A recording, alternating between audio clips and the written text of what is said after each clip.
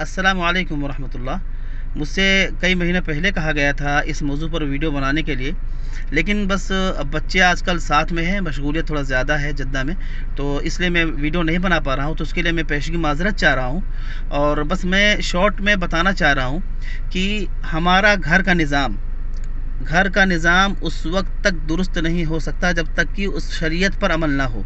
शरीयत पर अगर अमल होगा तब जाके हमारा मुआशरती निज़ाम बेहतर हो जाएगा, हमारी इज़्दिवाजी ज़िंदगी यानी मियाँ बीवी की भी ज़िंदगी अच्छी गुजरेगी, और हमारी मुआशरती ज़िंदगी यानी हमारी ज़िंदगी माँ बाप के साथ किस तरह होनी चाहिए, हमारी ज़िंदगी भाई बहन के साथ किस तरह होनी चाहिए, हमारी ज़िंदगी जो है बहू के साथ किस तरीके की होनी चाहिए। तो इसके बारे में जो है बहुत गौर व फिक्र करने की ज़रूरत है। तो मेरी नज़र में जब तक जो तजर्बा हुआ है, आप लोगों के नज़दीक क्या है, तजर्बा क्या है, उसके बारे में ज़रूर बताइएगा। अगर घर के अंदर ज़िम्मेदार बेटी को बना दिया जाएगा, घर की मालकिन और ज़िम्मेदार बेटी को बना दिया जाएगा, तो उस घर का निज़ाम दरहम बरहम हो जाएगा, तबाह हो जाएगा, और वहाँ पर भी शौहर बीवी में फिर लड़ाइयाँ होनी शुरू हो जाएगी, बहू और सास में लड़ाइयाँ शुरू हो जाएगी, बहू और नंद में लड़ाइयाँ शुरू हो जाएगी। तो इसलिए अपने घर के निज़ाम को अगर दुरुस्त करना है तो सबसे पहले अपने बेटियों को ज़िम्मेदार बनाना छोड़ दीजिए।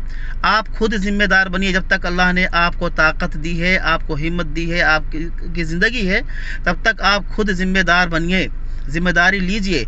और घर के हालात पर पूरी नज़र होनी चाहिए कि बहू क्या कर रही है और बेटी क्या कर रही है, बहू कहाँ जा रही है, बेटी कहाँ जा रही है। कहीं ऐसा तो नहीं कि आपस में तकरार हो रही है, आप घर में बैठे हैं और बहू और नंद में यहाँ पर तकरार हो रही है, बहस हो रही है।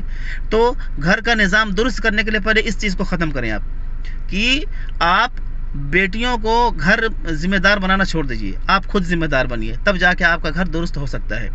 दूसरी चीज़, बेटियों के हुकूक़ को देना शुरू कर दीजिए। आप लोग बेटियों के हुकूक़ को हम इस तरीके से खा रहे हैं कि गोया कि हम कोई बहुत ही लजीज और अच्छी चीज़ें खा रहे हैं। जब तक आप बेटियों के जो हुकूक़ हैं, 1/3 हक़ है बेटी का, अगर वो नहीं देंगे तब तक हमारा निज़ाम दुरुस्त नहीं होगा, हमारा माशरती निज़ाम दरहम बरहम रहेगा।